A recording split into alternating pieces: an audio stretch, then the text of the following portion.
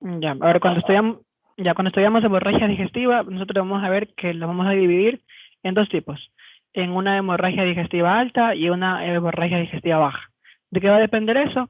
Del ángulo de Treitz. Entonces, cuando una hemorragia ocurre, o sea, su origen es por debajo del ángulo de Treitz, nosotros vamos a decir que esa es una hemorragia baja, mientras que si es por arriba del ángulo de Treitz, vamos a decir que esa hemorragia es alta. Entonces vamos a empezar con la hemorragia alta, ¿ya?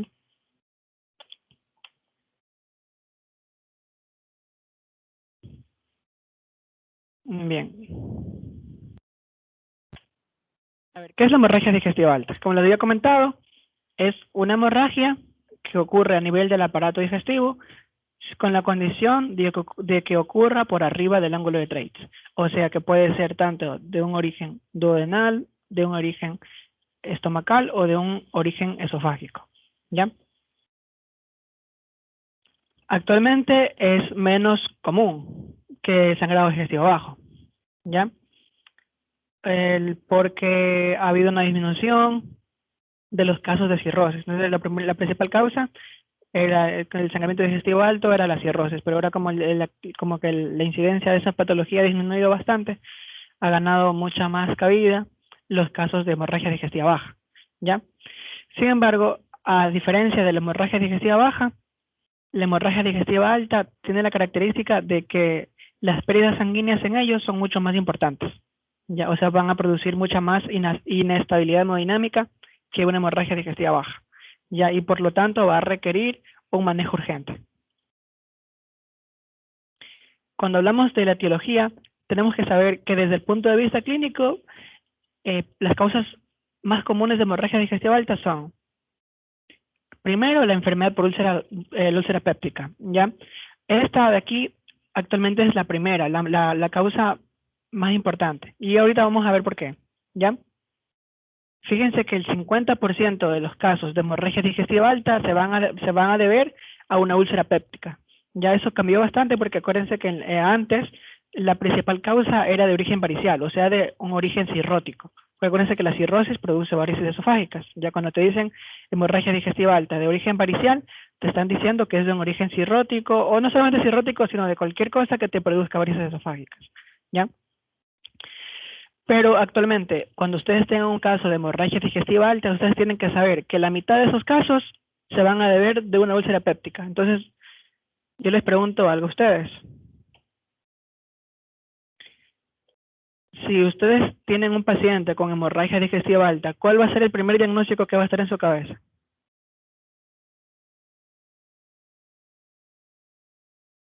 ¿Qué opinas, Rudy? A ver, si un paciente presenta hemorragia alta, me dijo, Sí. ¿Cuál, eh, se- la cuál úlcera sería? péptica, o sea, o algo ocasionado por eso. Ujú. Una úlcera péptica. Porque la úlcera péptica es el 50% de los casos. ¿Ah? Pero también es importante saber sí, o sea, como que determinar si esa hemorragia es o no es de origen varicial. ¿Por qué? Porque dependiendo así es de origen varicial o no, tú vas a cambiar tu terapéutica. Ya, o sea, el enfoque del tratamiento en la hemorragia digestiva alta va a depender de si es varicial o o de si es no varicial, ¿ya? Y hay otras causas, por ejemplo, las causas de origen esofágico, como por ejemplo la esofagitis o la úlcera esofágica, que eso se debe, lógicamente, por una enfermedad por reflujo gastroesofágica, ¿ya? También se puede deber por el síndrome de Mallory-Weiss. ¿Alguien sabe qué es el síndrome de Mallory-Weiss? Una triada. ¿Mandé? Es una triada. Ya, pero ¿qué es? Consiste en lo que es la hematemesis, también en los vómitos frecuentes y en lo que era el alcoholismo. Ya, o sea, el Mallory-Weiss no es nada más que un sangramiento a nivel esofágico que ocurre porque el paciente como que tiene mucho vómito, eso produce una lesión a nivel de la mucosa y también a nivel de la submucosa. Entonces, en el nivel de la submucosa se encuentran los vasos que discurren a través del aparato, de esa parte del tubo digestivo. Entonces, el síndrome de Mallory-Weiss es ese de ahí. Ya, una neoplasia esofágica también puede ser una causa. Pero desde aquí, ustedes sepan que ustedes primero, cuando aborden un paciente que tenga una hemorragia digestiva alta, ustedes tienen que primero saber si es varicial o no es varicial. Si no es varicial, lo más probable es que sea una úlcera péptica. Si tú descartas la úlcera péptica, ahí sí tú puedes estar pensando en esas patologías que están acá, ¿ya? Que son menos comunes. Las dos que están acá son las más comunes. Ya, entre ambas se llevan, si quiere, el 80% de los diagnósticos. O sea que solamente un 20% se va a deber a lo que está acá abajo, ¿ya? También puede ser de origen gastroduodenal, como por ejemplo una gastritis erosiva por AINES, ¿ya? O también puede haber una neoplasia gástrica o una neoplasia duodenal. Y las de aquí son las más raras, que son casi menos del 5% o menos del 2 o 3%, ¿ya? Que son las de origen vascular. Por ejemplo, las angiodisplasias, la enfermedad de Diabla-Foix. ¿Alguien sabe qué es esta enfermedad aquí?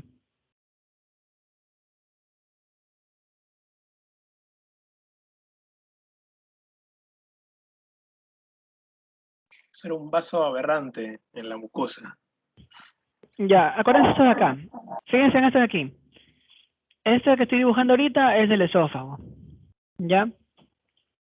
El esófago tiene sus capas, ¿verdad? Tiene capas musculares, ¿ya? Luego viene la submucosa, que está dibujada ahí como lo que hice al final, ¿ya? Y después de la submucosa viene la mucosa. Y esto, lo azulito, es la mucosa. Normalmente, las personas tenemos en la submucosa nuestros vasos sanguíneos. O sea, los vasos sanguíneos que discurren por el esófago para irrigarlo están a nivel de la submucosa, ¿ya? Mientras que a nivel de la mucosa normalmente no tenemos ningún vaso sanguíneo. Entonces, la enfermedad de Diabla-Foix tiene como característica de que hay ciertos vasos que van por ciertas malformaciones vasculares, ¿ya? Van a discurrir hacia la mucosa. Entonces, cuando los alimentos pasan por aquí, lesionan estos vasos y lógicamente el paciente sangra y tiene una hemorragia digestiva alta, ¿ya? Entonces, esa es otra causa mucho más rara de una hemorragia digestiva alta, ¿ya? También tenemos las ectasias vasculares, la enfermedad de Rendu-Osler-Weber, ¿ya? ¿Qué era esa patología? ¿Alguien se acuerda? ¿Si la han visto? Que se caracteriza por producir ¿qué cosas a nivel vascular? Las telangiectasias. Ajá, la enfermedad de Rendu-Osler-Weber produce telangiectasias, también produce malformaciones vasculares, y el típico cuadro de ellos es que tú, a nivel de la boca, ya tú vas a ver telangiectasias, y el paciente puede presentar telangiectasias en otros lugares. Por ejemplo, a nivel pulmonar puede producir una malformación vascular que tú lo que vas a escuchar ahí es un soplo. O sea, tú a lo que escuchas del pulmón, tú vas a escuchar un soplo, como cuando tú escuchas un soplo en el corazón. Y si el paciente te debuta con insuficiencia respiratoria aguda, ya, aparte de eso el paciente tiene lesiones bucales y aparte de eso el paciente tiene un soplo a nivel pulmonar, el diagnóstico más probable es síndrome o enfermedad de Rendu-Osler-Weber, ¿ya? Y también puede haber una fístula, esta de aquí sí, no se lo desea a nadie, una fístula aortoentérica, ¿ya? Que lógicamente si tú tienes una fístula que va de la aorta al aparato digestivo, chuta, o sea, ya fuiste, ¿sí o qué listo? F. Simón, F.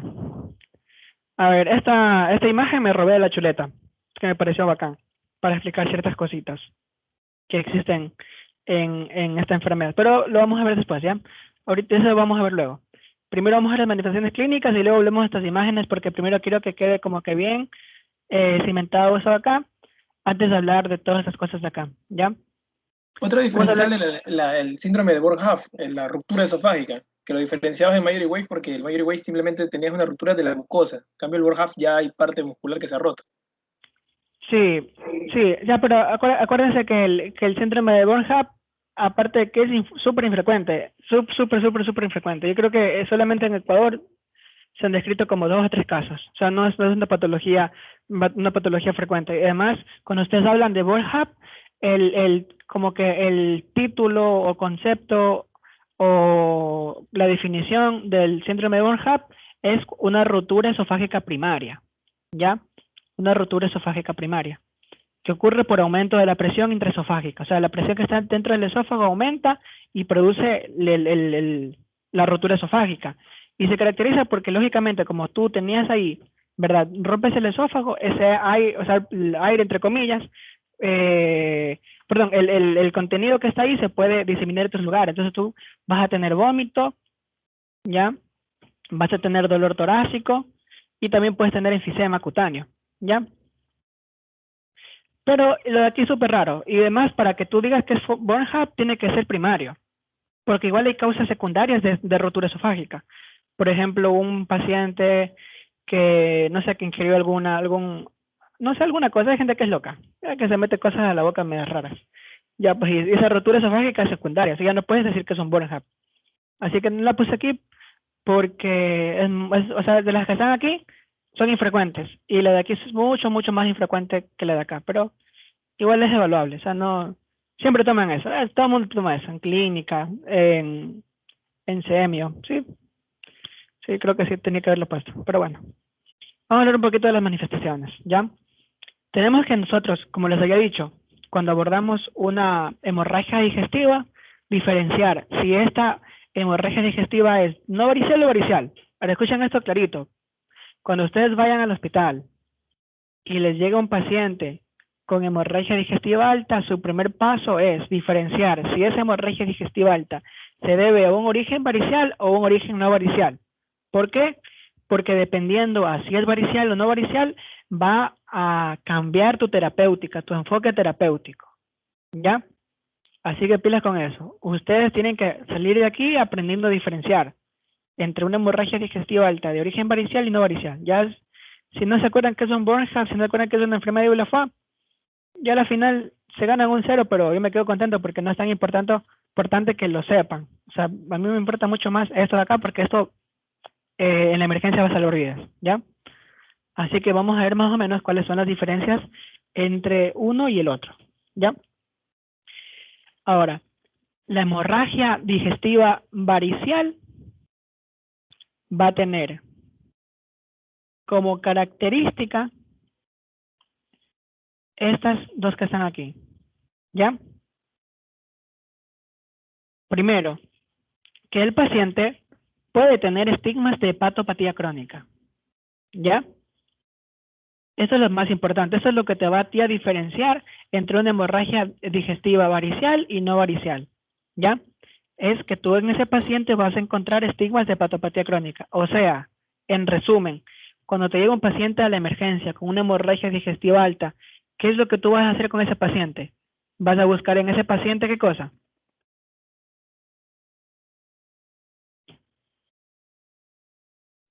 Los estigmas. Exacto, vas a buscar en ese paciente estigmas de hepatopatía crónica, ¿ya? Estigmas de hepatopatía crónica. Y el paciente puede tener o no tener, ya eso no es obligatorio, pero puede tener o no tener signos de hipertensión portal, ¿ya? Lógicamente que si tiene signos de hipertensión portal, o sea, la probabilidad diagnóstica es mucho más alta, ¿ya? Ahora, si ustedes se dan cuenta, es distinto, no es lo mismo estigmas de hepatopatía crónica con signos de hipertensión portal, ¿ya? Y otras cosas que tienen estos pacientes es que pueden tener melena y también pueden tener hematemesis.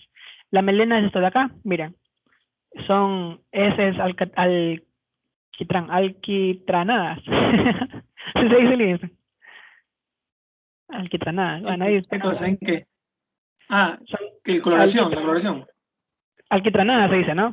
Es alquitrán, pero no me acuerdo si es alquitranadas. O sea, se llama así, pero no recuerdo si está bien utilizada la palabra. Estoy consultando por lengua y literatura. A ver, miren. Las heces tienen 3 características que son súper importantes que ustedes tienen que saberlas diferenciar y también saberlas preguntar. Porque no es como que el paciente te va a llegar, no sé, con la melena en una tarrina para mostrártela, ¿no? Pues, ¿ya? O al menos que se la hagan en el hospital, ahí tú la puedes ver. Pero también tienes que saber preguntarlas, ¿ya? La característica es que primero estas heces son negras, ¿ya? Primero el color es negro. Son negras, ¿ya? Son pastosas, ¿ya?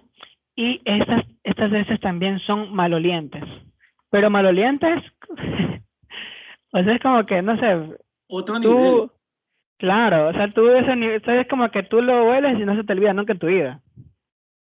Es como que tú dices, chuta, tendrías que no bañarte que 5 años para oler así. Más.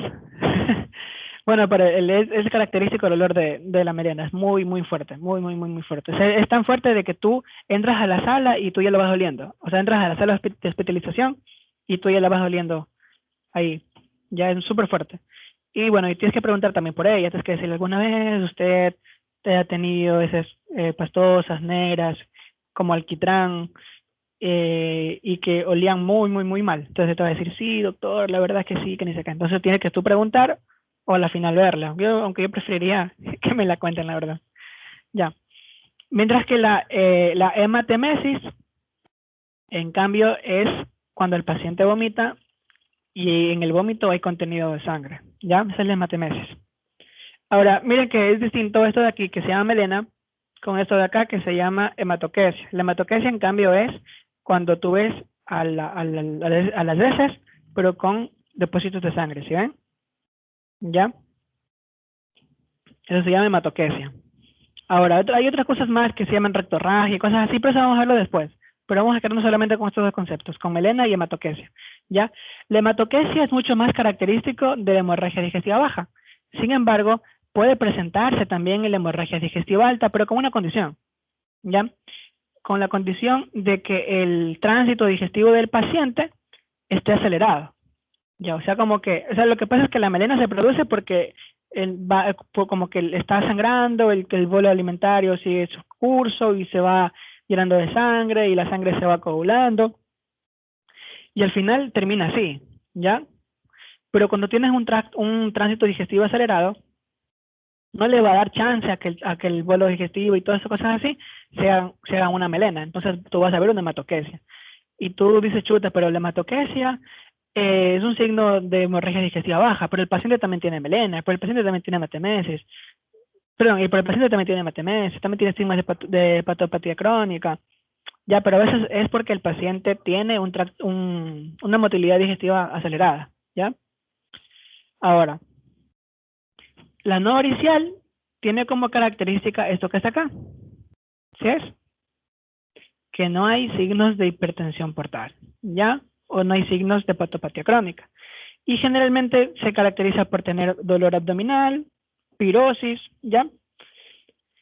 Y de aquí se son de nasogástrica tacto rectal. Ah, ya, que no me acuerdo por qué lo había puesto. Sí, a ver, y generalmente estos tipos de hemorragias digestivas no son como que tan copiosas como lo es de una hemorragia varicial. Entonces tú a veces para confirmar que hay una hemorragia digestiva, a veces tú tienes que hacer un tacto rectal para diferenciarlo si hay o no una hemorragia digestiva baja, ¿ya?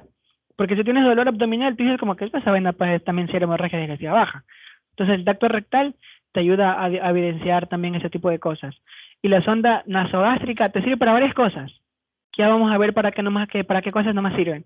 Pero como principio general, por ahora yo creo que se lleva en concepto. Hago un cuadrito pequeñito, no sé, en su cuadernito con un cuadrito pequeñito y pongan indicaciones de sonda nasogástrica en hemorragia digestiva alta. Y ahorita noten la primera que van a aprender en este día, ¿ya? Que va a ser para el diagnóstico. O sea, tú no estás seguro a veces, tú puedes meterle una sonda nasogástrica, la aspiras y si hay contenido sanguíneo, o sea, hay sangre, tú sabes que es una hemorragia digestiva, ¿ya? Y lógicamente, tú tienes que siempre, siempre, siempre en esos pacientes buscar signos de inestabilidad hemodinámica, ¿ya? ¿Qué signos de inestabilidad hemodinámica conocen ustedes? A ver, Cristian, ¿qué signos conoces tú de inestabilidad hemodinámica?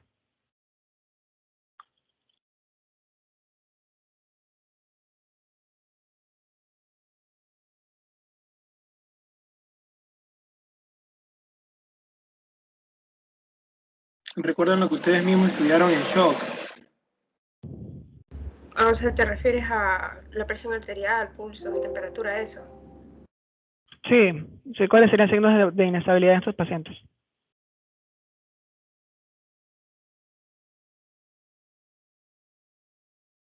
Taquicardia, bradicardia. Tensión arterial. Disnea. Ya, hipotensión, todos esos signos de inestabilidad hemodinámica, ¿ya? vamos acá. Vamos al examen físico. Esto es vacancísimo. Esto le va a gustar bastante. A mí me gustó. Cuando hice ya pues me gustó bastante. Ah, qué vaina. Ya les hice un spoiler. Qué tanto que fue. A ver, vamos acá. Yo quiero que ustedes me diferencien, porque esta es la típica. Y esto es lo turro es que estos se llevan a medicina interna.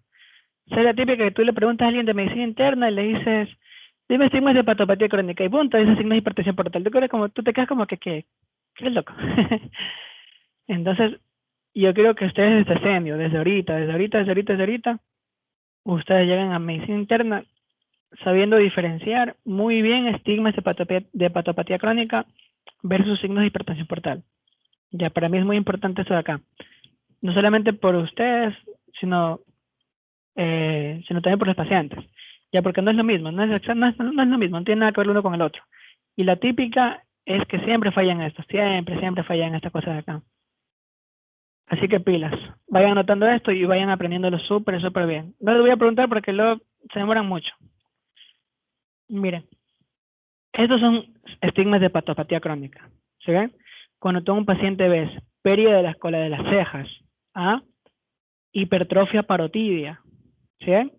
Ginecomastia, arañas vasculares, telangiectasias, inversión del vello púbico, que vamos a ver cada uno de ellos, no se preocupen, atrofia testicular o la contractura de Dupuytren, todas esas cosas aquí son estigmas de hepatopatía crónica, ¿ya? Que no es lo mismo que signos de hipertensión, eritema palmar también, ya que no es lo mismo que signos de hipertensión portal, o sea, ascitis, circulación colateral, esplenomegalia. Y eso Livingston me puede confirmar. Si no, Livingston, que tú le preguntas a alguien y le dices que te diga estigma de hepatopatía crónica y lo primero que te dice es signo de la medusa o circulación colateral o esplenomegalia o así. ¿Sí o qué eso es típico, Livingston? Sí, eso es típico que te responda. Por eso nosotros hacemos referencia a que eso pertenece a signos de hipertensión portal y entre otras palabras decimos complicaciones de la misma hepatopatía crónica. Porque ahí No. el mismo hábito cirrótico de Chebostec son los que mencioné en la parte izquierda, Byron, que son los estigmas de hepatopatía crónica. Ya, y también fíjense una cosa que, o sea, realmente si ustedes piensan que van a diagnosticar una hepatopatía crónica por esto, o sea, están mal. Tú no deberías esperar encontrar complicaciones para dar un diagnóstico. Tú deberías dar un diagnóstico aquí. Y no solamente eso, sino que yo creo que hasta eso está mal, la verdad.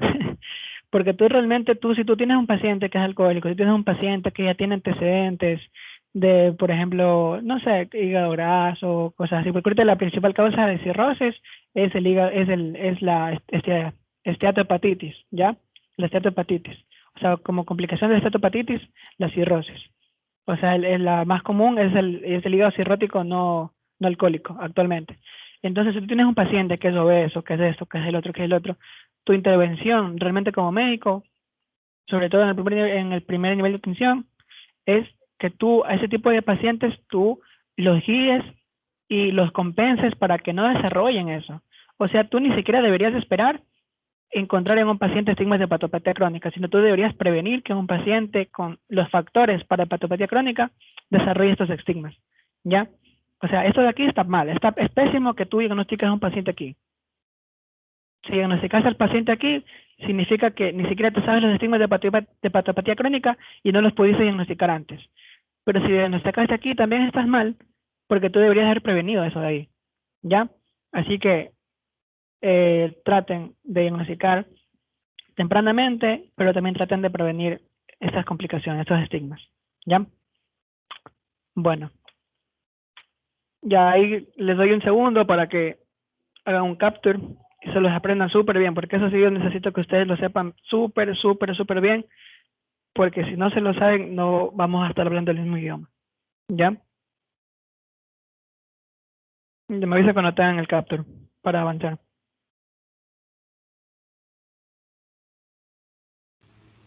Ya está. Ay, me pasó otro. Ay, que pues yo esta presentación la había hecho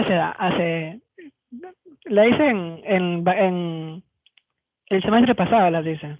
Que no me acuerdo a quién les iba a dar esa clase. Pero no me acuerdo muy bien cómo hice las diapos. Entonces hay cosas que, por ejemplo, aquí me olvidé que tenía esto de acá más abajo. Bueno, vamos acá. A ver, vamos a hablar un poquito de, como estamos en semi, hablar un poquito de examen físico, ¿ya? Cuando ustedes hacen un examen físico en semiología, es importante que ustedes sean ordenados. Ya, es súper importante esto de acá. Y sobre todo porque nosotros somos descuidados. A veces cuando estamos recién practicando, o sea, como que nos da nervios, o a veces queremos como que tirarnos de una a algo. Por ejemplo, el paciente te dice que, no sé, que tiene tos. Entonces tú de una vas a escultarle que sí, que por aquí, que por allá. O sea, puedes dejarte el tiempo también para buscar otros hallazgos, otras cosas.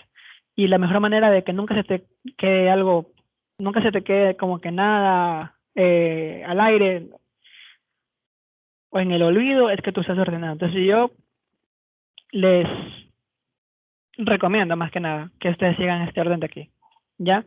Que ustedes primero analicen todo lo que tengan que analizar a nivel de la cabeza, después a nivel del cuello, después a nivel del tórax, después a nivel del abdomen, después a nivel pélvico genital y luego las extremidades, ¿ya? Entonces en la cabeza, en esos pacientes, ¿qué es lo que nosotros vamos a encontrar? ¿Ah? Vamos a hablar un poquito. ¿Esto de aquí qué es? ¿Qué sería?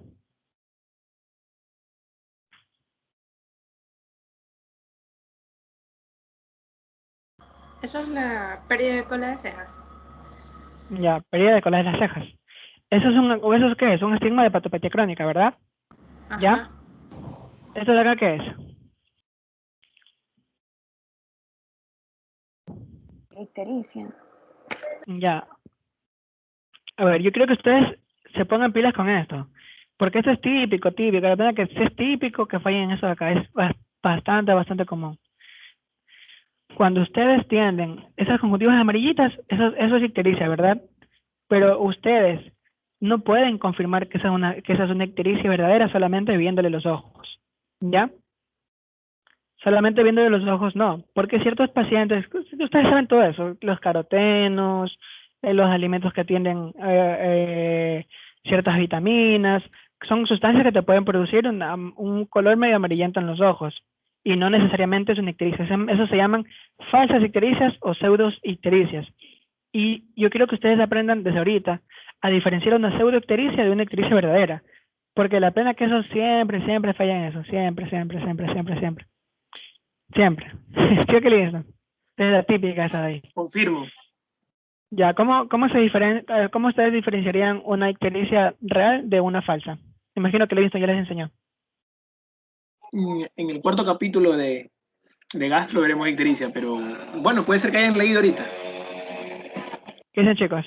¿Cómo se diferencia una ictericia real de una falsa? El doctor Duarte también creo que les habló de ictericia. Oye, vienen muy pocos a las clases. Sí, vienen poquitos. Ya fue, loco, esa es la última clase que les voy a dar, ya fue. F. Sí. Ya, ustedes tienen que ver las mucosas, ¿ya? Las mucosas. La mucosa oral, por ejemplo, el paladar, ¿ya? Porque la ictericia falsa no suele como que teñir esos lugares, ya no suele teñir los lugares de las mucosas, mientras que la ictericia verdadera sí, ya así que pónganse pilas con las mucosas, ¿ya? ¿Qué es eso de acá?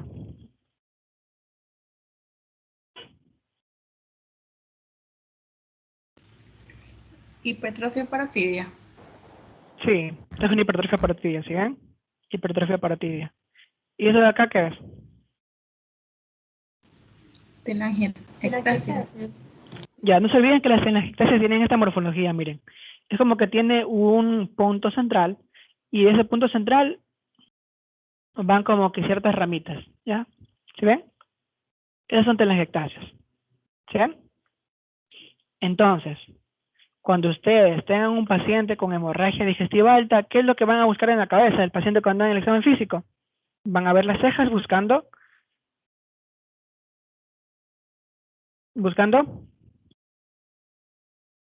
La pérdida de la cola de cejas. van a ver los ojos buscando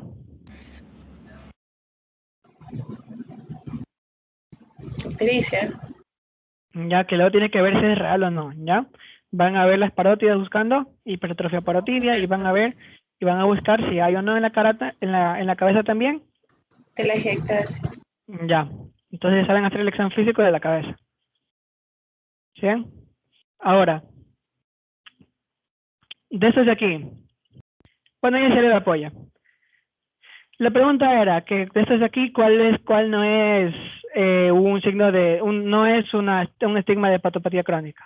Ya, lógicamente que es el que está acá. Ajá, la ¿Ya? ictericia. Sí. Es que no me acuerdo muy bien estos diapos, pero el sentido era ese de ahí. Vamos acá. ¿Qué es esto que está acá, en el tórax? ¿Qué es esto de aquí? La telangiectasia. Sí, mamá, miren cómo tiene este punto central y miren, ¿sí? Esta es una telangiectasia. ¿Ya? Las telangiectasias pueden estar en la cabeza o también pueden estar en el tórax o en el abdomen, ¿ya? Que es una telangiectasia. ¿Qué es esto de acá? Ginecomastia. Ginecomastia. Ya, ginecomastia. ¿Y esto de acá qué es?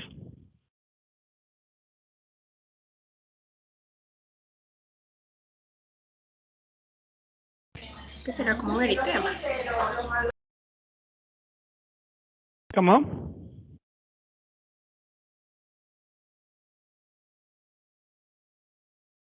Ya, entonces en el tórax, ¿qué son telangiectasias también? Ya, ustedes en el tórax, ¿qué es lo que van a buscar ustedes? Van a buscar en el examen físico dos cosas, ¿sí o qué? Ah, chuta, ahí me equivoqué. Es que no me acuerdo bien estos diapos. Sí, aquí me equivoqué. Disculpen, chicos. Ya. A ver, miren la diferencia entre una telangiectasia. ¿Sí ven? Con una araña vascular. ¿Sí ven? Las arañas vasculares son de tienen esta característica. Son circulares, ¿sí ven? Son como circulares y tienen esta propiedad de que es como que tienen un punto central y eso va para todos lados, así. ¿Sí ven? ¿Ya? Y forman como si fuera un anillo, o sea, como si fuera un círculo prácticamente, ¿ya? Mientras que las telangiectasias no hacen eso de aquí, sino se ven como así. Y por ejemplo, aquí no se ve muy bien porque está muy grande, pero o sea, te producen estas manchitas aquí, ¿sí ves? Así, ¿ya? Entonces ustedes lo que en el tórax van a buscar van a hacer arañas vasculares, ginecomastia y telangiectasias, ¿ya? Vamos al abdomen. ¿Qué es el primero?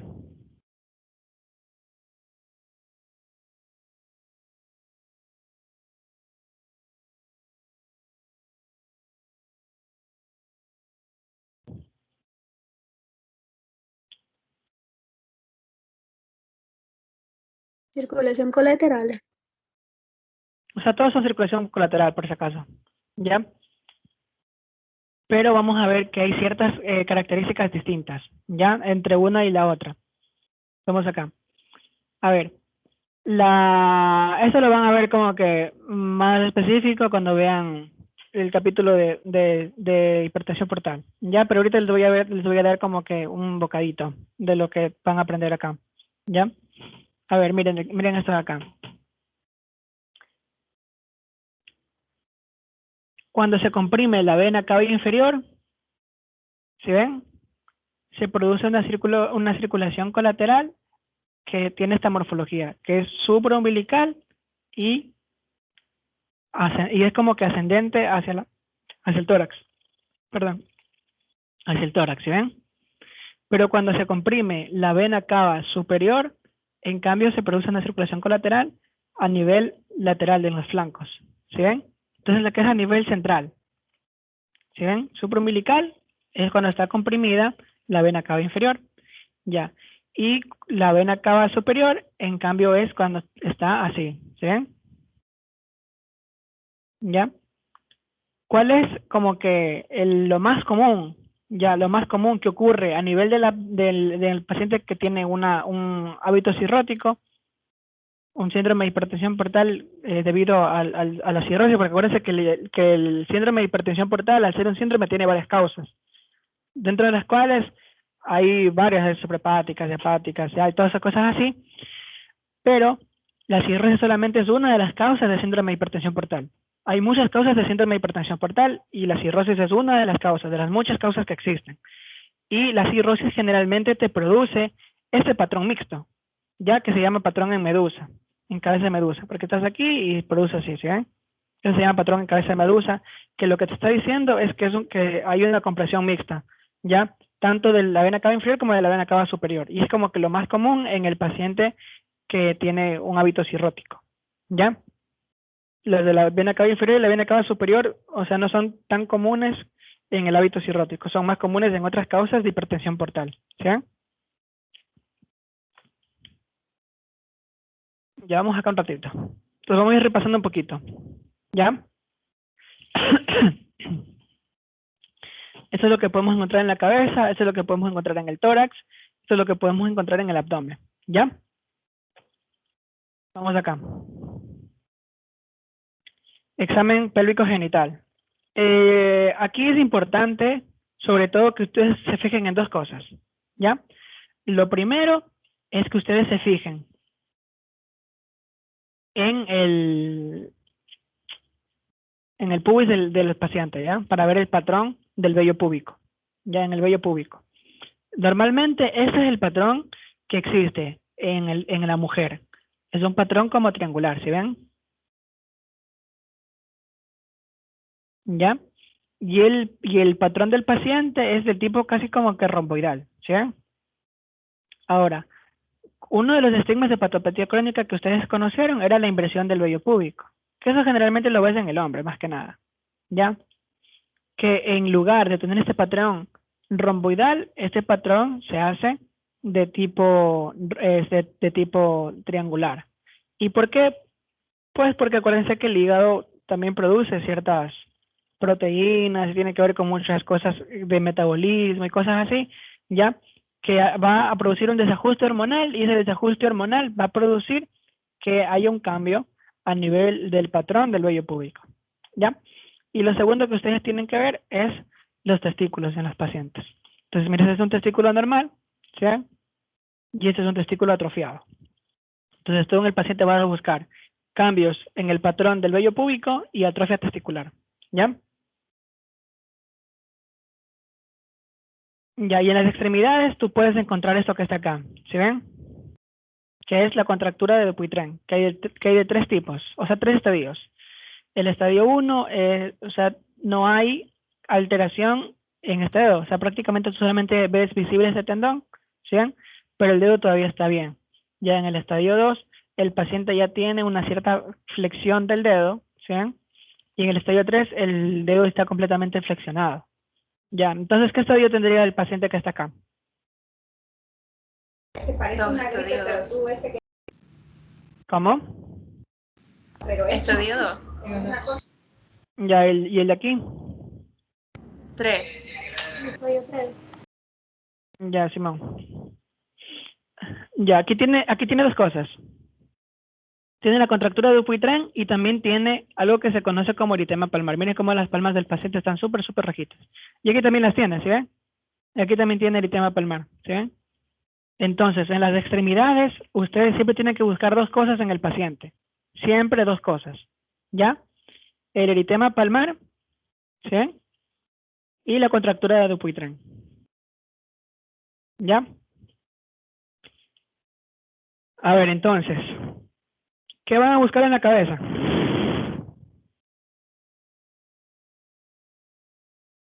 La pérdida de la cola de las cejas, fase ictérica, las telangiectasias. ¿Ya qué van a buscar en el tórax? Las arañas vasculares, ginecomastia y también telangiectasias. ¿Qué van a buscar en el abdomen? Sí, circulación colateral. ¿Ya? ¿Y qué van a buscar en las extremidades? La contractura del Eritema Dupuytren y el eritema palmar. Belleza. Viste, Lenny, me siento orgulloso de ellos. Eso. Simón, bacán.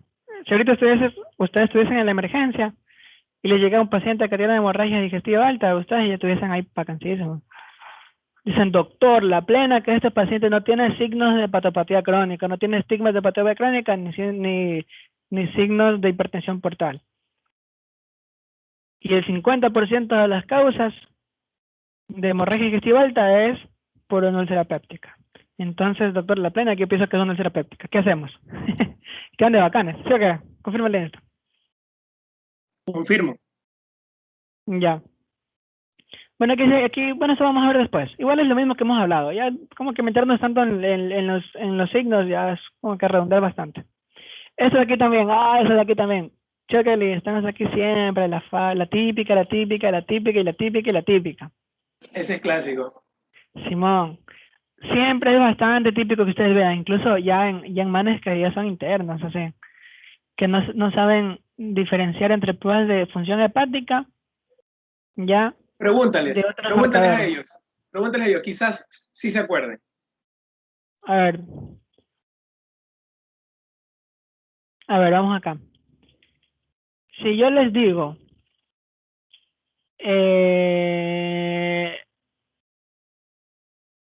la GOT, no sé.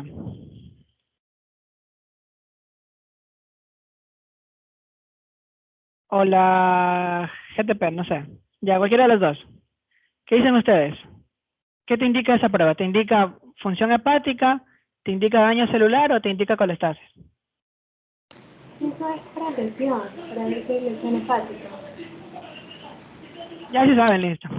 Sí saben. No, son unos cracks. Ya.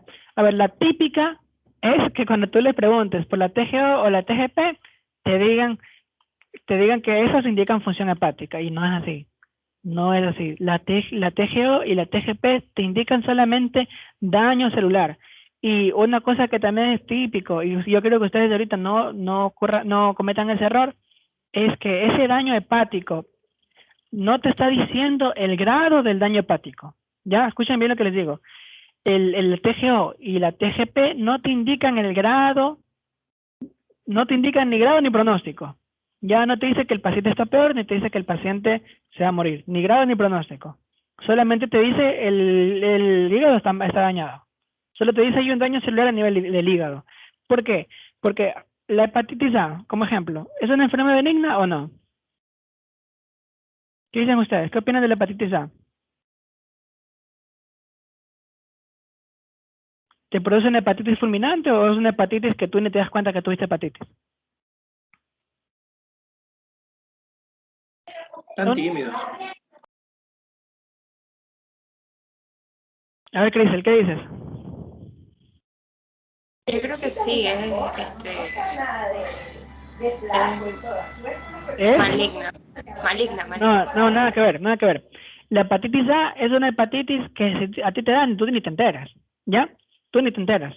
O sea, esa hepatitis A es la más común y la mayoría de la población la ha tenido, ¿ya? Porque ni siquiera tú te das cuenta, es cuando es por infección oral, tú comes alguna cosa que tenga este virus, te infectaste y tú ni te das cuenta. O sea, el porcentaje que presentan síntomas como que típicos de hepatitis es muy, muy pequeñito.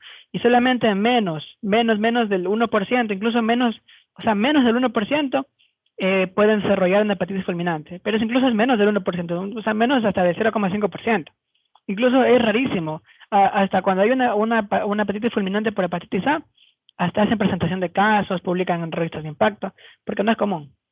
Y generalmente estos pacientes que tienen una hepatitis fulminante por hepatitis A, generalmente son pacientes que tienen otros factores, ya añadidos, como una inmunosupresión, no sé, o un daño hepático de base, no sé, cualquier cosa de ese tipo de cosas.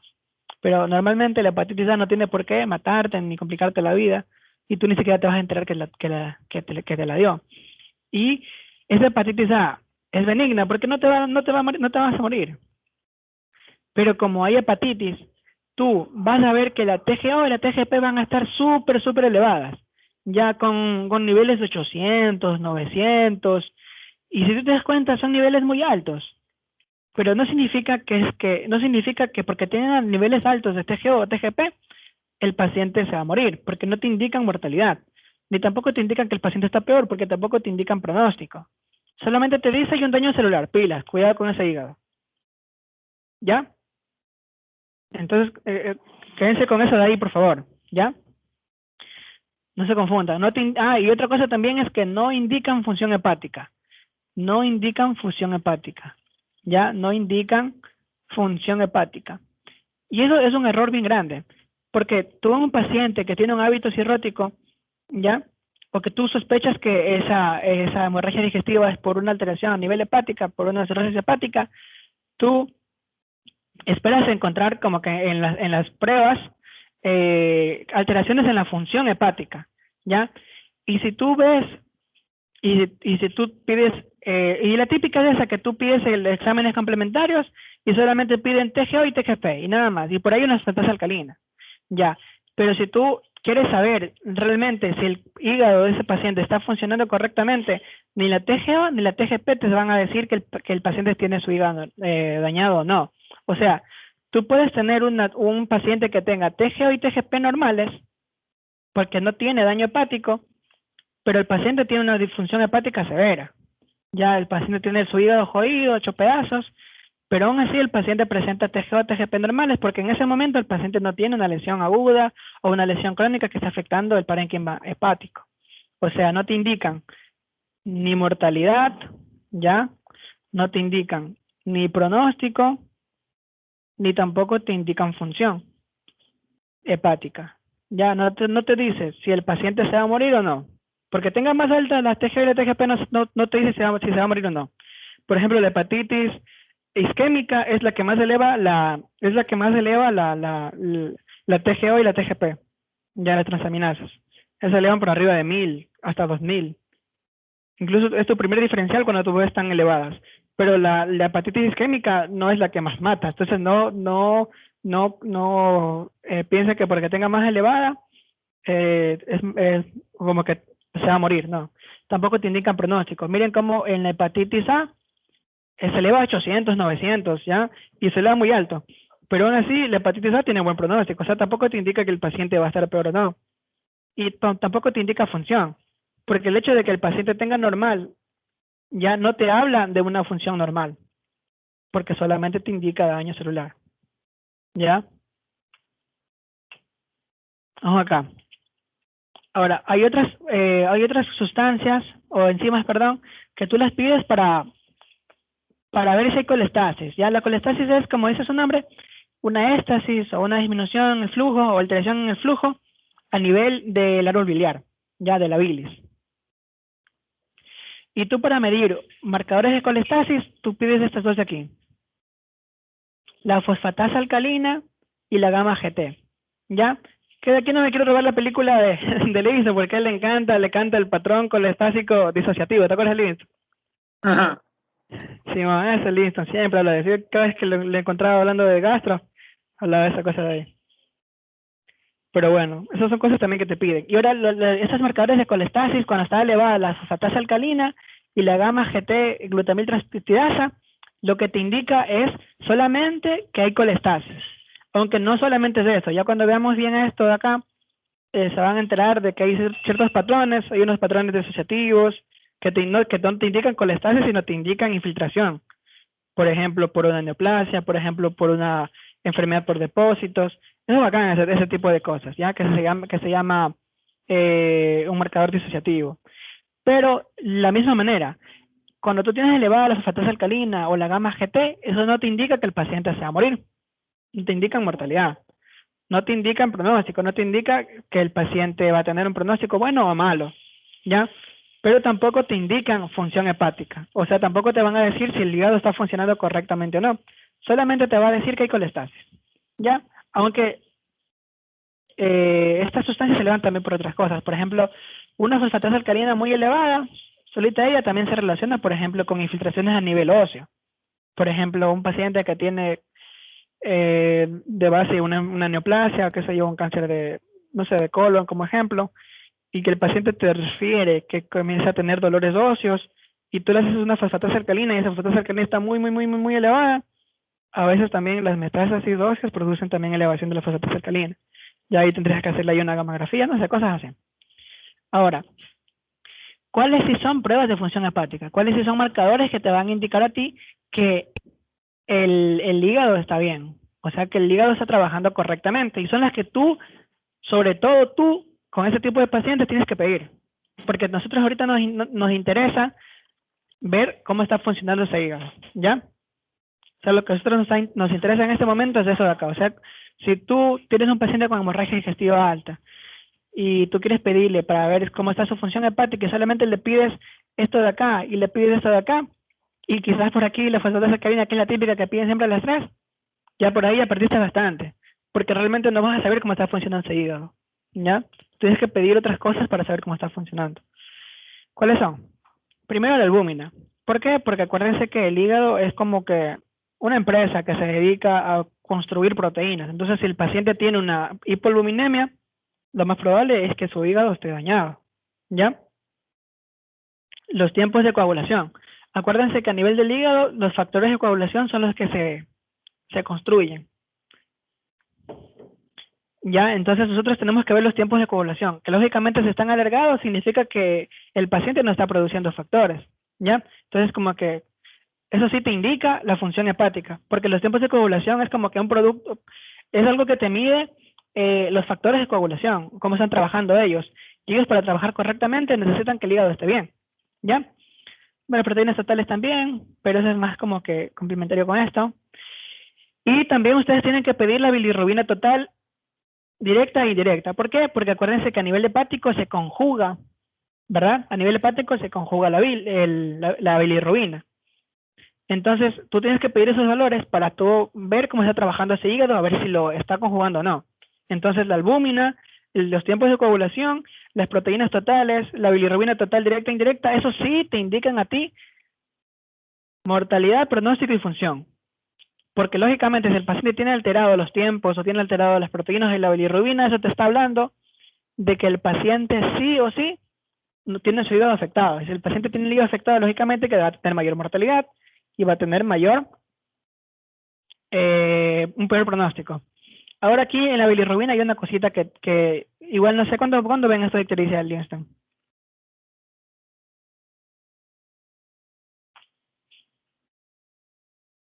Se murió Livingston. Mande, lo que pasa es que hay un sonido muy fuerte en mi casa y no lo escuché. ¿Un tornado en tu casa? Sí. Hay un sonido muy fuerte. Están licuando ya. algo. Ya, igual aquí también, no sé, me imagino que luego van a ver con Livingston esa parte de las bilirrubinas y cosas así. Pero dependiendo... Bueno, con respecto a patopatía lo veré en la 4ª clase de gastro. Bacán. Ya, a ver, entonces, con respecto a la bilirrubina, ustedes tienen que saberse bien los ciclos de la bilirrubina, ya cómo se produce, cuando, o sea, los eritrocitos se rompen, sale la biliverdina, se conjuga con tal enzima, ya. Todo ese ciclo es importante que lo sepan, porque dependiendo a eso, nosotros vamos a saber cuándo la bilirrubina nos indica un patrón colestásico y cuándo la bilirrubina nos indica un patrón por daño hepático, que no es lo mismo. Porque cuando, a ver, solamente piensen un poquito. Si este es el colédoco y hay una obstrucción a nivel del colédoco, ¿ya? Este es el hígado, ¿verdad? Ustedes díganme una cosa, respóndanme una cosita. El hígado está funcionando correctamente, ¿verdad? El hígado no está dañado. Lo que está dañado son como que las tuberías por donde debería ir la bilis. Pero el hígado está construyendo la bilis correctamente, o sea, está conjugando bien la bilirrubina. Aquí la bilirrubina está conjugada y llega acá y boom, se topa con esta obstrucción. Una pregunta para ustedes. ¿Qué estaría elevado? ¿La bilirrubina directa o la indirecta? Sabiendo que la directa es aquella que ya está conjugada por el hígado. ¿Cuál estaría elevada? ¿Directa o indirecta? La directa. Ya. Ahora, si yo te digo ahora que el paciente no tiene esta obstrucción, sino que de plano el hígado de este paciente no genera o sea, no está conjugando la bilis, ¿cuál de las dos estuviera elevada? La indirecta, porque no está conjugada. Ajá, o sea, realmente se elevan las dos, pero hay un cierto predominio de la indirecta, pero se elevan las dos. Porque tú cuando tienes una elevación solo de la indirecta y nada más que la indirecta, tú piensas más en hemólisis, ¿ya? Más en hemólisis. Cuando se elevan las dos, pero hay un cierto predominio de la indirecta, tú piensas más en algo hepático, ¿ya?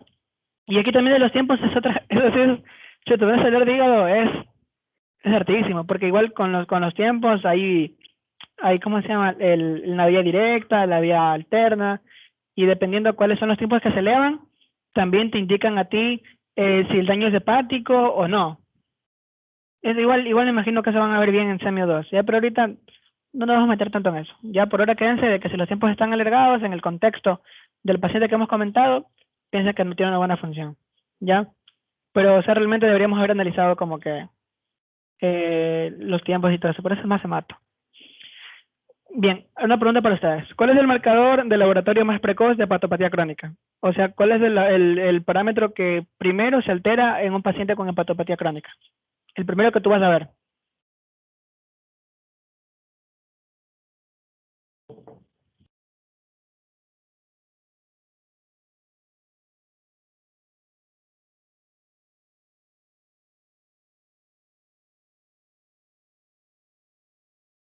A ver, Emilio.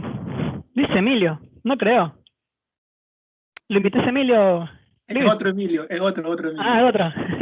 Sí, mucho poder, mucho poder. Mucho poder. Sí. Nosotros conocemos a un Emilio que es muy fuerte, muy fuerte. Sí, ese man es un pro. Ese man es durísimo. Bueno, ¿cuál es el marcador de laboratorio más precoz para una hepatopatía crónica?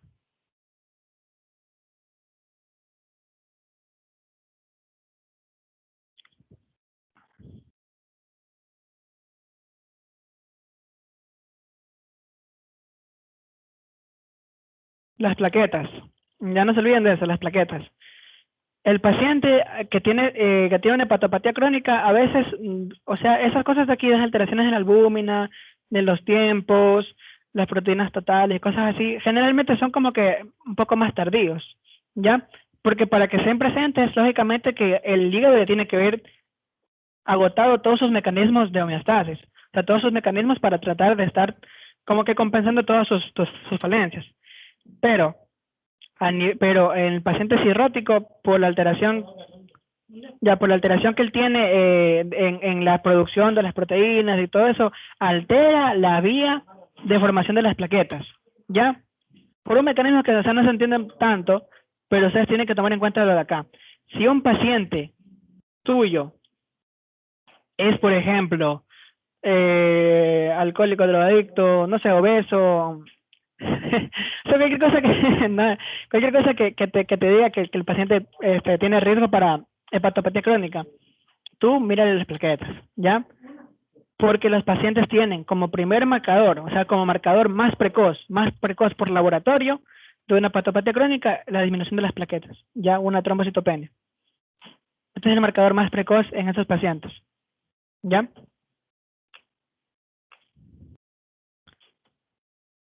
Ya ves, hagan un capture para que se aprendan los valores normales, porque tienen que sabérselo sí o sí.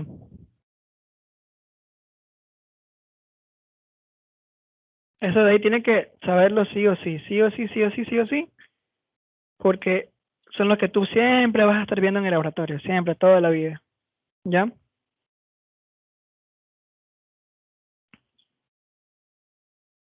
Me avisan cuando ya estén, para pasar. Ya está. Ya, pero tienen que aprendérselos, ¿ya? Tienes Livingston ahí y les tomas de estos acá.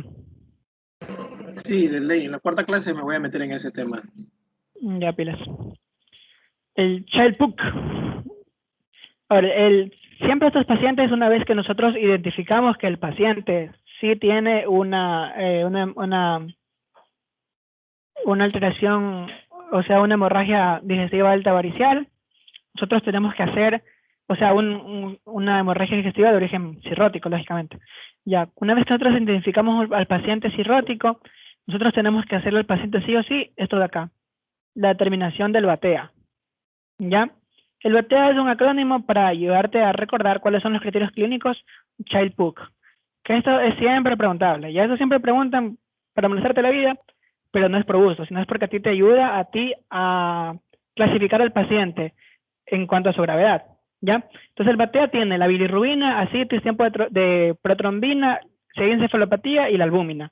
Y según eso, tú vas a ver el pronóstico del paciente. Y es importante saber el pronóstico del paciente porque dependiendo de él, también tú vas a modificar tu terapéutica, tu enfoque terapéutico. Ya. Entonces, ¿cuáles son los puntajes que tú vas a tener? Mira, si la bilirrubina es menos de 2, tú tienes 1 punto. Si está de 2 a 3, 2 puntos. Si tiene mayor a 3, 3 puntos. En la captura de esto, tienen que aprenderse bien eso también de aquí, porque eso es importante.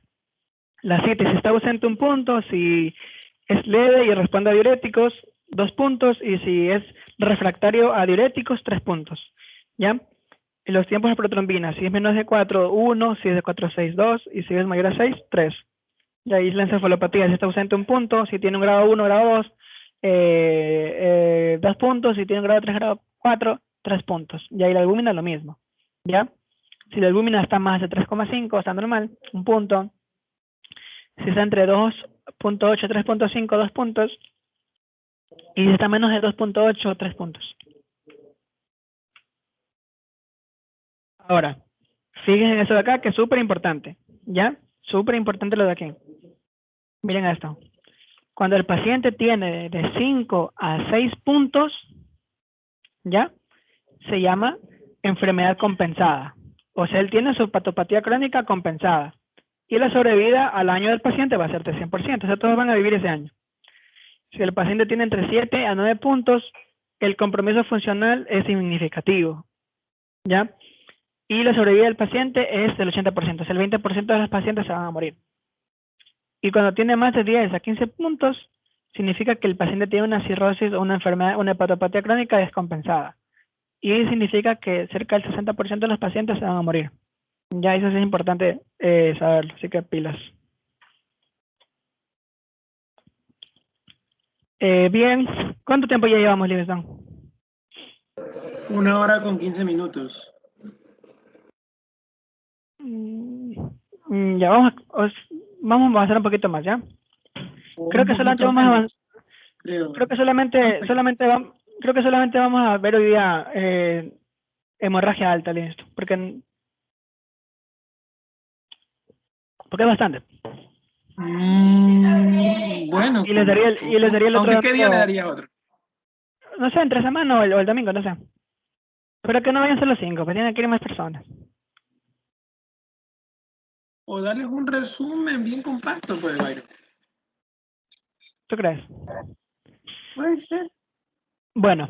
Mira. Ahora, ya ahí veo. A ver, la clasificación. Esto es importante porque te ayuda a ti a diferenciar si la hemorragia es leve, moderada, grave o masiva, ¿ya?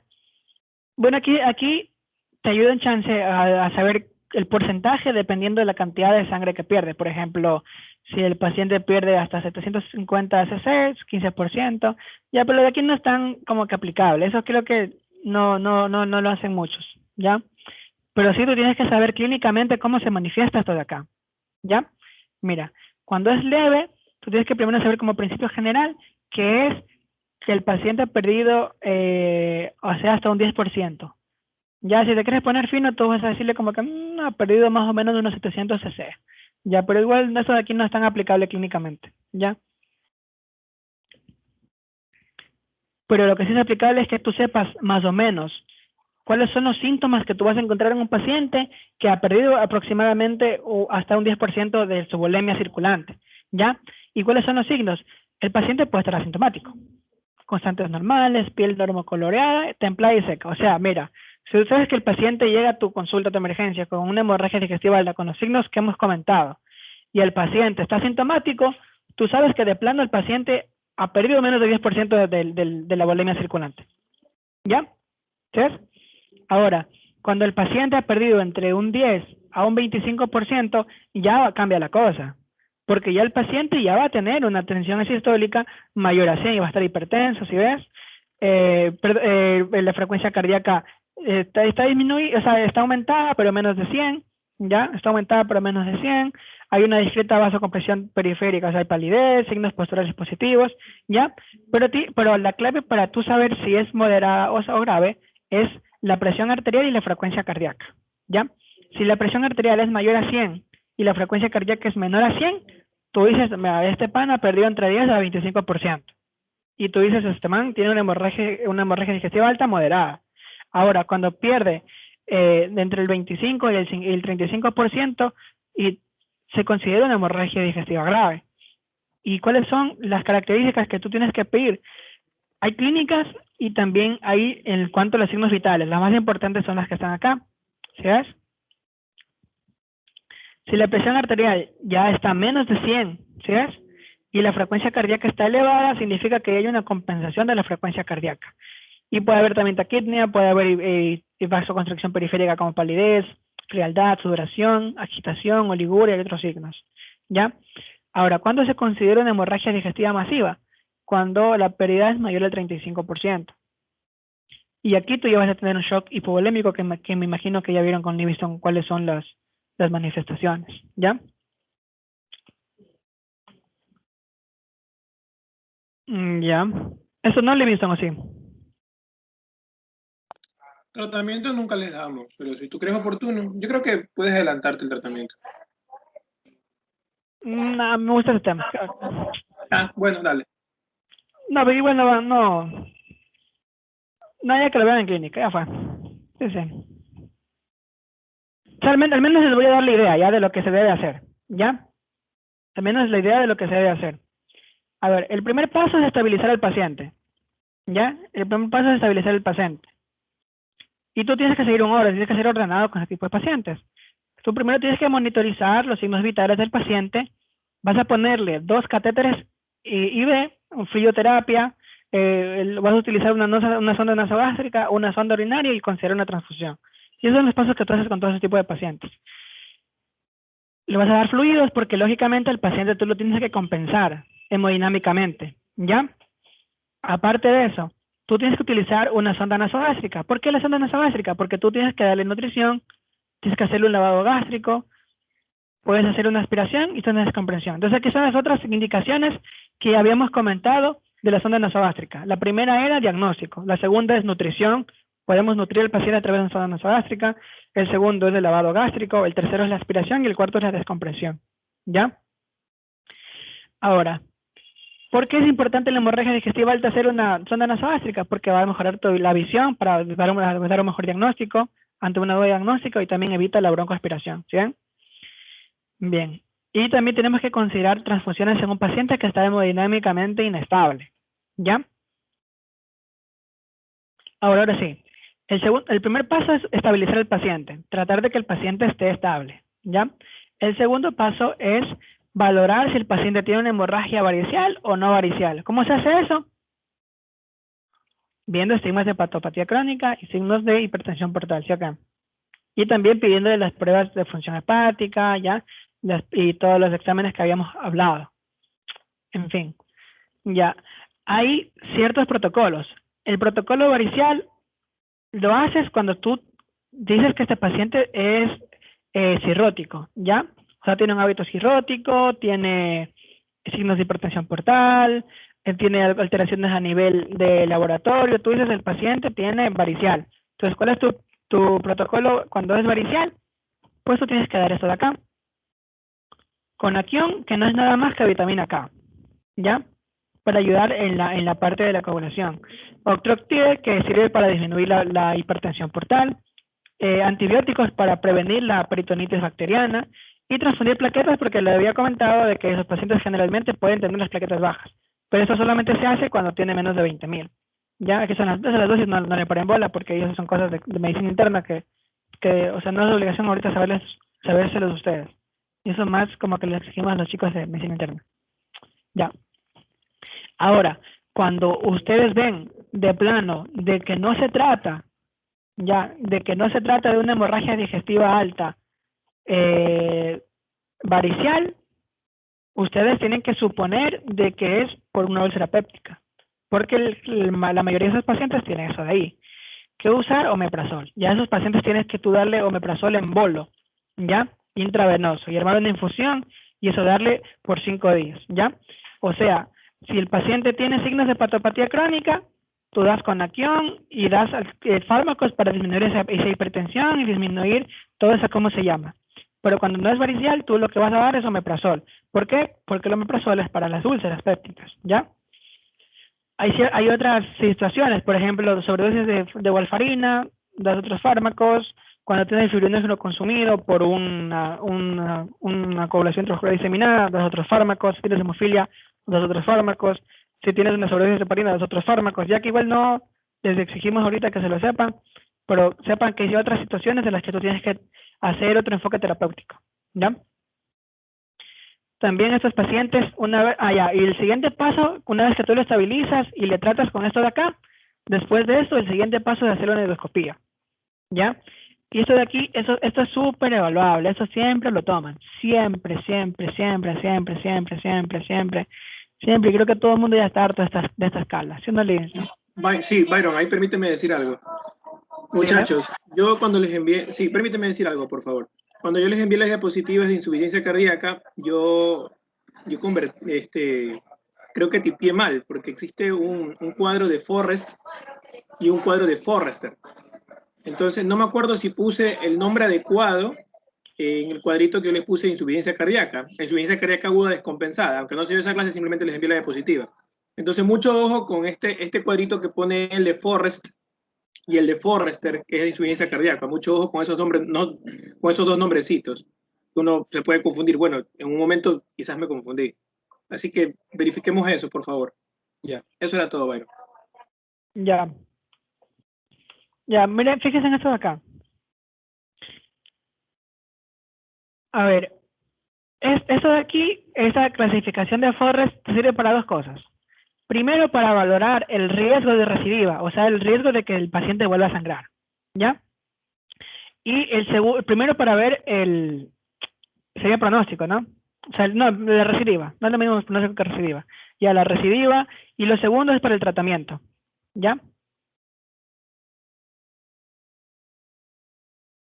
Y si ustedes se fijan, esto solamente, el Forrest, la escala de Forrest es para cuando es varicial, cuando es no varicial, por si acaso, no se vayan a confundir.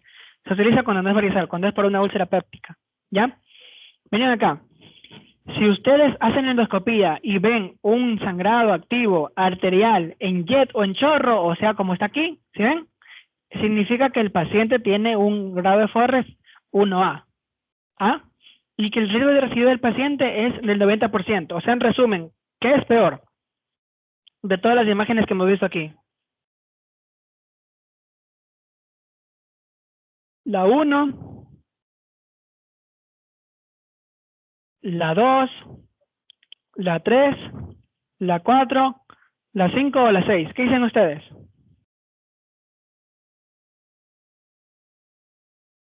La 1, ¿verdad? Sí, sí.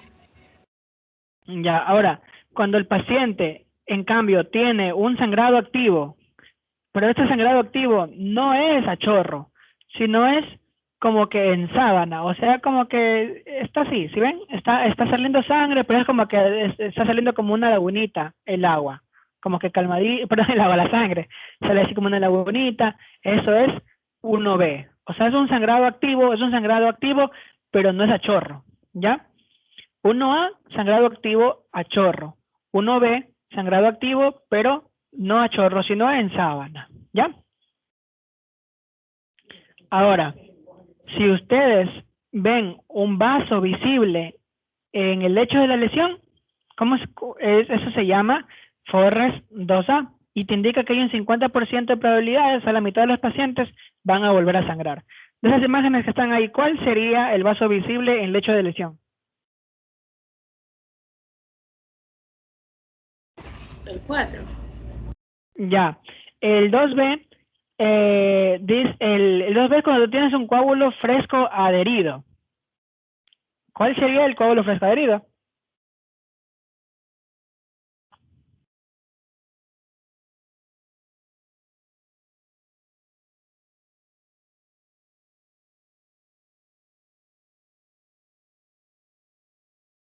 El 2, ¿sí ven?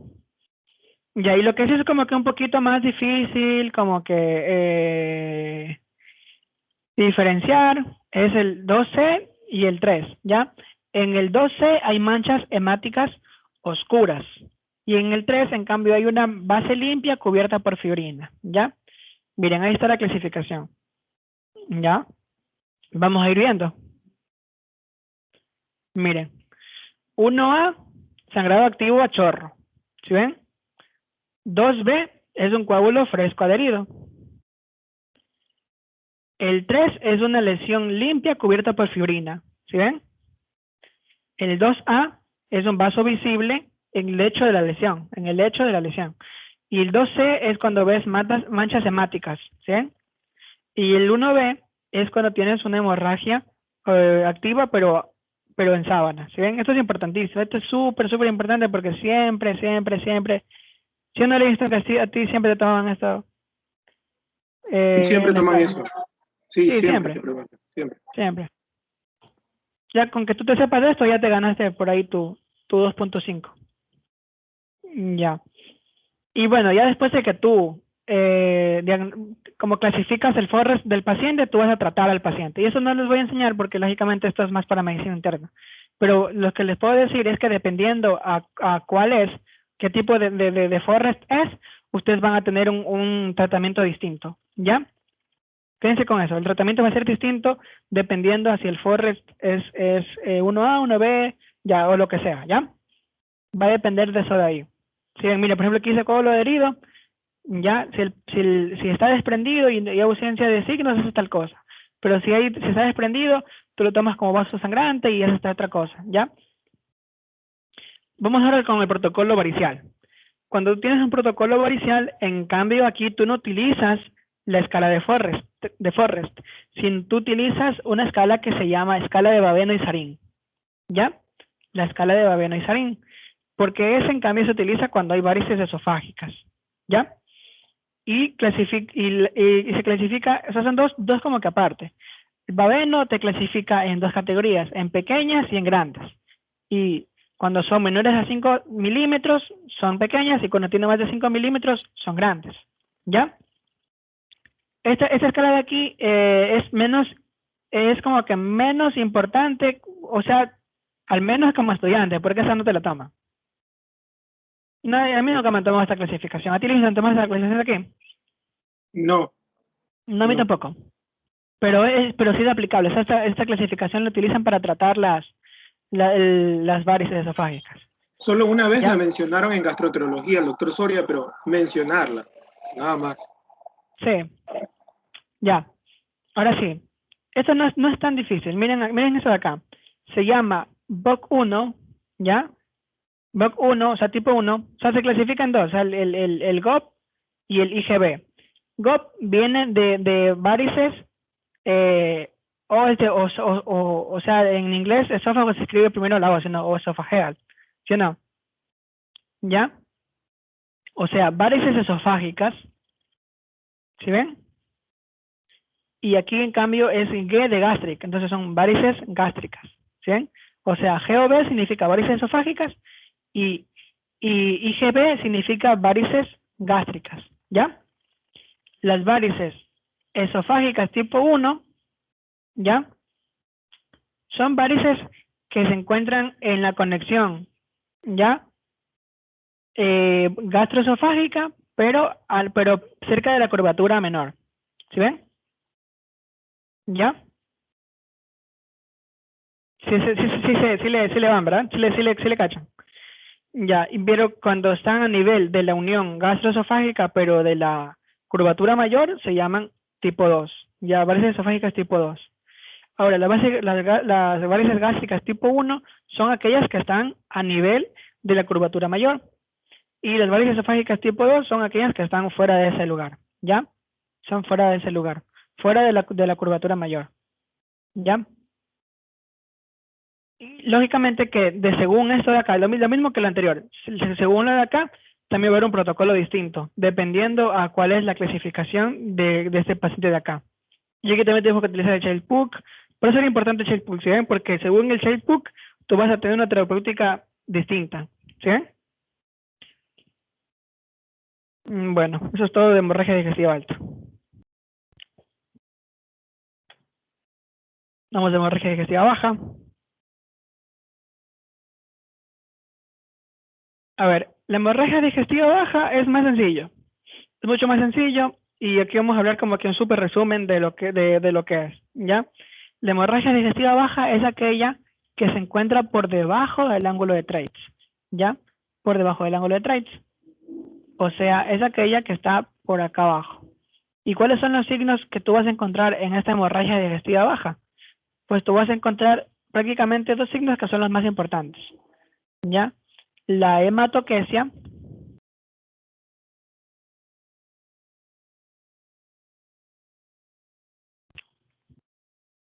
y la rectorragia.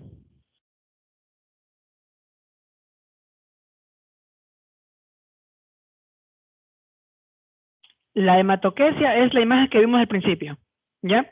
La imagen que vimos al principio, esa imagen que tenía esa característica de que las heces tenían como que pintas de sangre. Ya tú las heces las veías con ciertos depósitos de sangre al nivel de las heces, ¿ya? Pero en cambio la rectorragia es un sangrado que ocurre a nivel del recto. O sea, tú no vas a ver las heces mezcladas con la sangre, sino tú vas a ver directamente las gotitas de sangre rojas rutilantes. Y la típica es que el paciente te dice que él cuando va al baño a hacer sus necesidades, él elimina gotitas de sangre, o sea, ve gotitas de sangre en el inodoro, ¿ya? Mientras que la hematoquesia no se acompaña esas gotitas, sino ya directamente las heces están así, pastosas y con sangre. Y aquí también puede haber melena, por si acaso. Pero con la condición, perdón, de que el paciente tenga una motilidad digestiva disminuida, ¿ya? Una motilidad digestiva muy disminuida. Por ejemplo, el paciente que tiene hipotiroidismo, que hace una hemorragia digestiva baja, puede presentar melena, ¿ya? Porque el hipotiroidismo tiene esa característica, perdón, de tener una motilidad disminuida, ¿ya? Ahora, todo esto es cuando el sangramiento digestivo bajo es evidente, ¿ya? Es evidente. Y la causa más común de una hemorragia digestiva baja, evidente, que tú la ves ahí, tú la ves ahí, con estos signos, es... ese fue el nombre. Nixon para las... Hemorroides. Hemorroides, gracias, Livingston, me salvaste. Se me fue el nombre, qué risa. Hemorroides, ajá. Las hemorroides es la causa principal, la causa más común de una hemorragia digestiva baja evidente, ¿ya? Pero ustedes tienen que saber que hay un porcentaje muy alto, sobre todo en pacientes mayores de 55 años, que tienen un sangramiento digestivo bajo que es no evidente. O sea que tú no vas a ver estos signos que están acá. Tú no vas a ver ni hematoquesia, no vas a ver ni rectorragia, no vas a ver ni melena, no vas a ver absolutamente nada. ¿Cómo viene este paciente? Este paciente viene con un síndrome anémico. O sea, tú lo vas a ver al paciente pálido, lo vas a ver somnoliento, lo vas a ver fatigado, lo vas a ver con una disnea crónica, con palpitaciones, un síndrome anémico, vaya, ¿ya? Un síndrome anémico. Y tú le haces al paciente un laboratorio y tú en la biometría hemática del paciente, tú encuentras que el paciente está anémico, ¿ya? Encuentras que el paciente está anémico y esa anemia te orienta a un déficit de hierro. Por ejemplo, tiene el volumen corpuscular medio bajo, o sea, tiene los eritrocitos son pequeñitos. Todo eso te dice el paciente que el paciente tiene una anemia ferropénica, ¿ya? Y una de las cosas de anemia ferropénica son ese tipo de sangrados.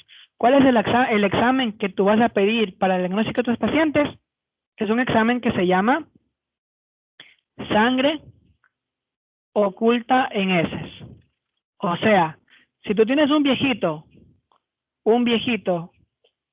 que ese viejito tiene un síndrome anémico, y ahí tú le haces la biometría hemática y el paciente tiene una anemia que puede ser normocítica o microcítica, tu obligación moral con ese paciente es pedirle una sangre oculta en heces, ¿ya?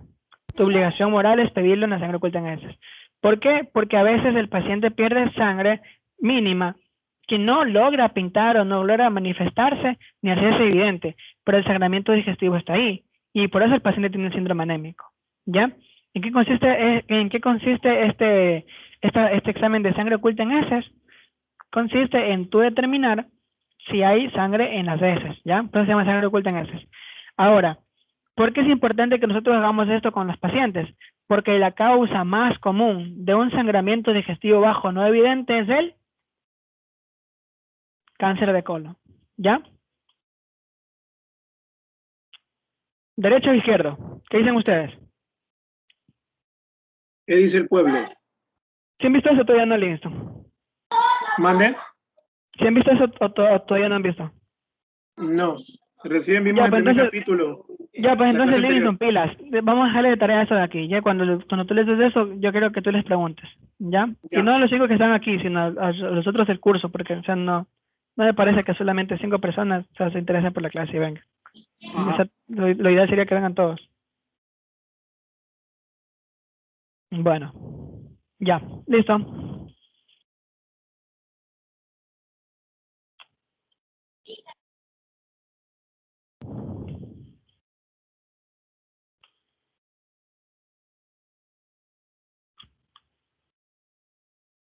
Bueno, igual fue un placer haberlos acompañado esta vez. Y bueno, ahí cuando me inviten, estaré con gusto, pero con la condición de que estén todos. O sea, no me parece como que solamente vengan 5 personas.